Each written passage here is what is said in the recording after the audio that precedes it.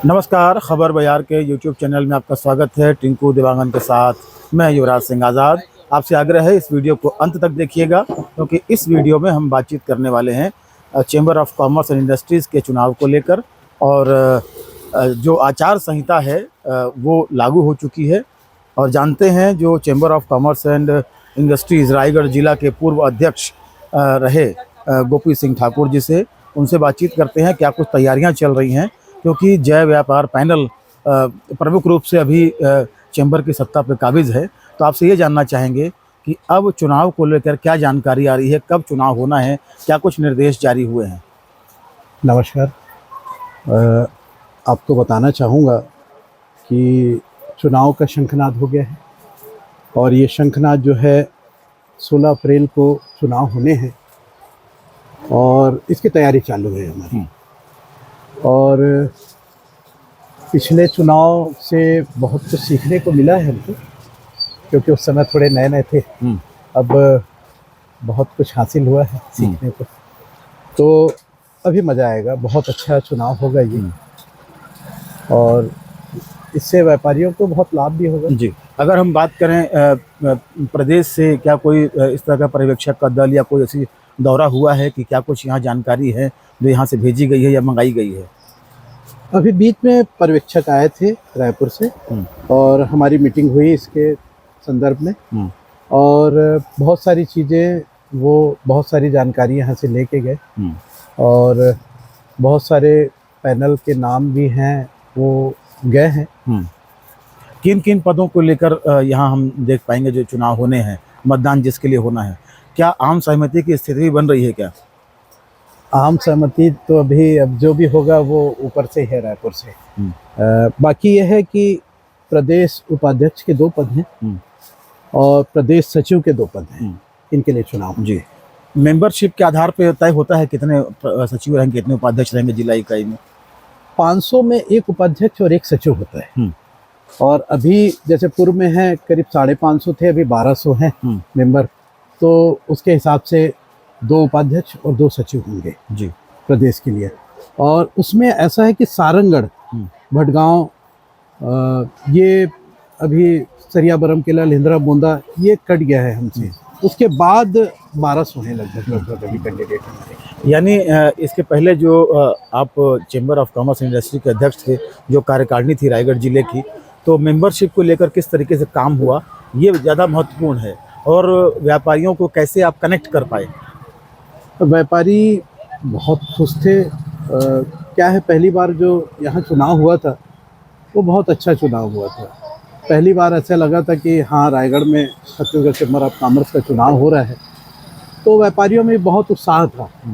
और इस समय तो और बहुत ज़्यादा उत्साह है, बहुत आनंद आएगा। और आगे तो क्या है, व्यापारी भी बहुत कम थे, अभी हमारे व्यापारी बहुत ज़्यादा हैं और सब में उत्साह भी है, क्योंकि जो काम हुआ है।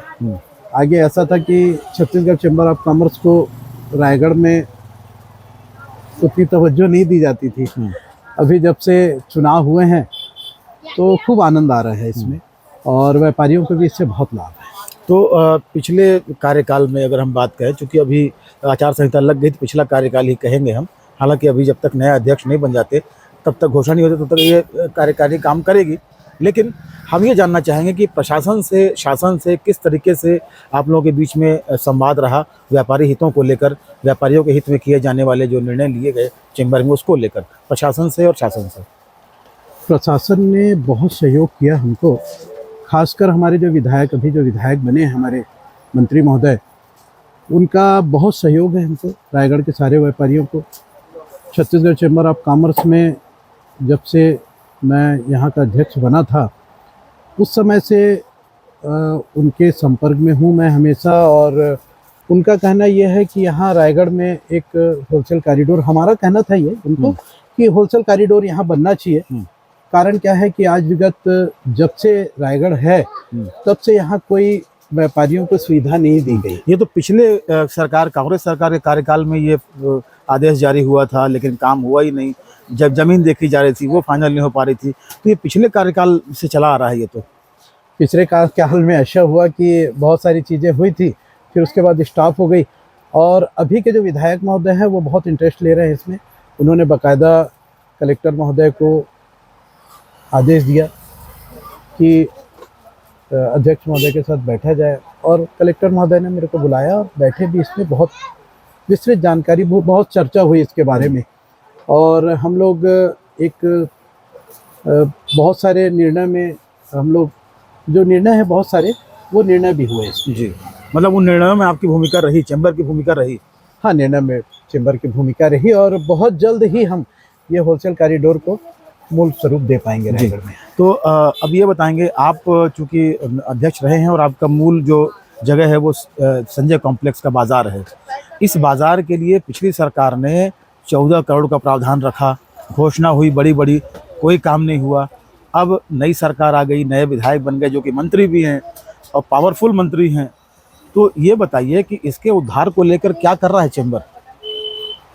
चैम्बर ने मंत्री महोदय से 2-3 बैठकें की हैं, और मंत्री महोदय का खुला आश्वासन, खुला कहना ये है कि हम रायगढ़ को बहुत विकसित और बहुत बढ़िया रायगढ़ बनाना चाहते हैं, और ख़ासकर इस मंडी को, संजय कॉम्प्लेक्स के बारे में हमारे मंत्री महोदय का कहना ये है कि इसको सबसे अच्छा, जो छत्तीसगढ़ में जो सबसे अच्छी मंडी रहती है, अपन वैसा विकसित करेंगे। और इसके लिए सारी चीज़ें अभी से चालू हो गई हैं, और मैं इसके आगे वाले जो आयुक्त महोदय थे उनके साथ करीब 5 से 7 बार इसके लिए बैठ चुका हूँ, इस मंडी के लिए, और परिणाम बहुत अच्छे हैं। जी। अब चलते चलते ये बताइए कि जैसे पिछले बार चुनाव का हमने नज़ारा देखा था जय व्यापार पैनल और व्यापारी विकास पैनल के बीच, तो क्या इस बार भी ऐसी स्थिति बन रही है? स्थिति अब देखिए, वो तो गर्भ में है, अभी तक कोई घोषणा नहीं हुई है।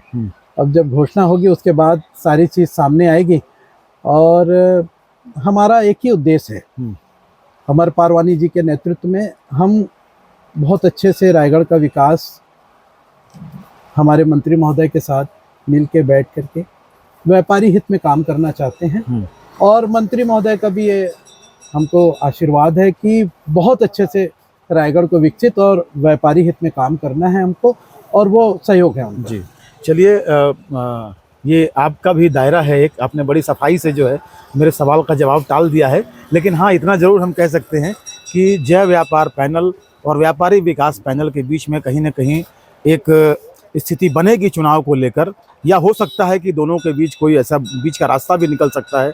तो देखते हैं आगे चल के क्या होता है। बहरहाल इस बातचीत से एक बात तो तय हो गई है कि 16 अप्रैल को चैम्बर के चुनाव होने हैं। बहरहाल इस वीडियो में बस इतना ही। खबर बयार के यूट्यूब चैनल को अधिक से अधिक सब्सक्राइब करें, हमारे कंटेंट लाइक करें, शेयर करें, और प्लीज़ कमेंट करके ये बताएं कि हमारा ये वीडियो आपको कैसा लगा। नमस्कार।